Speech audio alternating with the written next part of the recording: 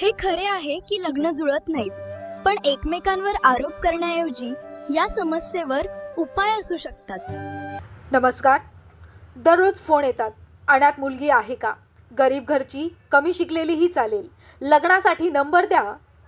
काही क्षण शांत रहा. या सगळ्या प्रश्नांच्या मागे एक धोकादायक गोष्ट लपलेली असते. फसवणूक. हो, फसवणूकच. कारण जेव्हा लोक शॉर्टकट शोधतात तेव्हा कुणीतरी त्या शॉर्टकटमधून पैसे कमवायला तयार असतो. कोणी म्हणेल 50,000 द्या, मुलगी दाखवतो. तर कोणी म्हणेल आमच्याकडे लिस्ट आहे. तर कोणी म्हणेल गुप्त संपर्क देतो. आणि इथूनच सुरुवात होते फसवणुकीची. मग प्रश्न आहे, आपण काय करू शकतो? पहिली गोष्ट, शॉर्टकट टाळा.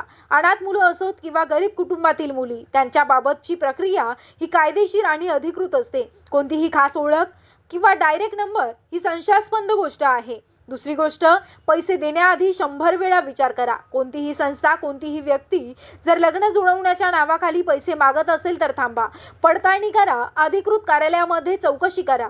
तिसरी गोष्ट, आपली जबाबदारी ओळखा. आपण समाज म्हणून काय करू शकतो? अधिकृत शासकीय प्रक्रिया समजून घेऊ शकतो. महिला व बालविकास कार्यालयातून खरी माहिती घेऊ शकतो. सामूहिक विवाह योजना किंवा अधिकृत सहाय्य योजना वापरू शकतो. आणि सर्वात महत्त्वाचं, मुलींचा सन्मान राखू शकतो. लक्षात ठेवा, मुलींची फॅक्टरी नसते.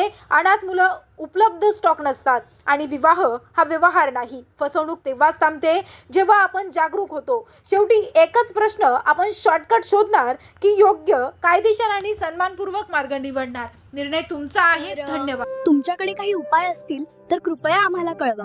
आपण सर्वांनी मिळून प्रयत्न करण्यात काय हरकत आहे? कृपया तुमच्या सूचना सांगा. नमस्कार मित्रांनो, मराठा लग्नाक्षदाच्या मेंबरसाठी असलेल्या या परिचय सदरामध्ये पुन्हा एकदा आपल्या सर्वांचं स्वागत आहे. या ठिकाणी 2 स्थळांचा परिचय आम्ही तुम्हाला देत आहोत. दोन्ही स्थळं ही मुलींची आहेत आणि आमच्याच नातेसंबंधातील आहेत. त्याच्यामुळं तुम्ही आमच्या सोबत डायरेक्ट संपर्क करू शकता. मात्र जे काही पात्रता किंवा ज्याला आपण अपेक्षा म्हणू, तर त्याच्यानुसार जी काही स्थळं आहेत, तर त्याच्यापैकी एक जे स्थळ आहे, तर त्या स्थळाचं नोकरी करणारं स्थळ आहे. सरकारी गव्हर्नमेंट जॉबवरील स्थळ आहे.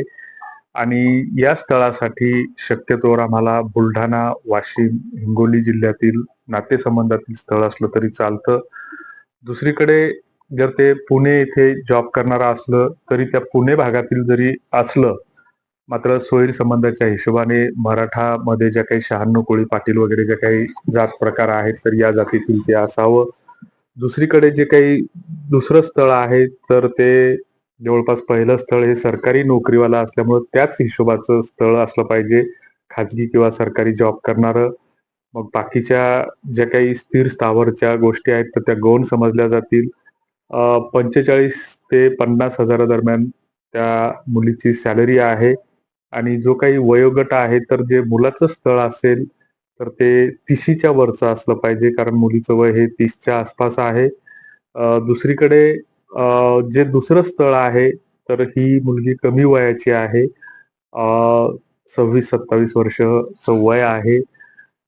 विदर्भातील अकोला, वाशिम, बुलढाणा, हिंगोली या 4 जिल्ह्यातील जे काही बरीच लोक आम्हाला या माध्यमातून आणि इतर माध्यमातून ओळखतात की लग्न जुळवण्यासाठी आपण काय चांगलं करू शकतो. याबाबत तुमच्या काही सूचना असतील तर कॉमेंट बॉक्समध्ये नक्की लिहा. धन्यवाद.